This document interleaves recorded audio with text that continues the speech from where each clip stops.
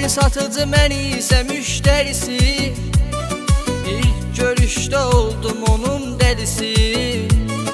Sanki mələkdir Allahın pərisi, Onu tanıdım mən isə cənnətdə.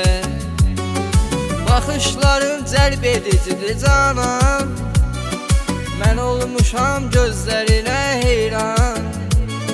Səni görmək istəyir bu oğlan, Qoyma qala aşıqı həsrətdə, Koyma qala aşıqı həsrətdə. Mən sevirəm cananı xəlbətdə, Sevgimə cavab verər əlbəttə.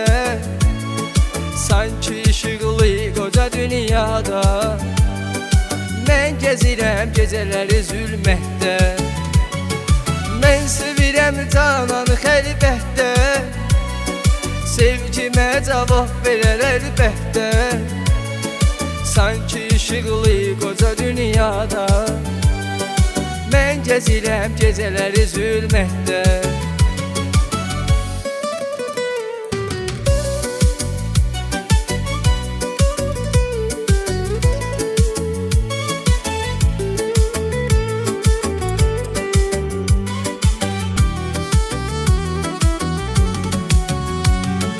Vurulmuşam qara gözlü yarə, Yar da atıbdır ürəyimə yarə.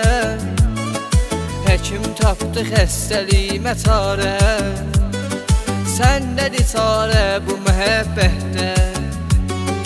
Səslənirəm səsimi eşit canan, Yıxıb məni həsrət ilə hicran.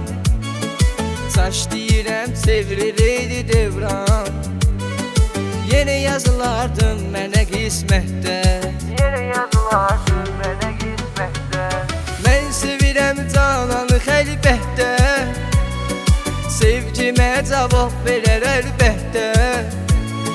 Sanki işıqlı qoca dünyada, Mən gəzirəm gecələri zülmətdə.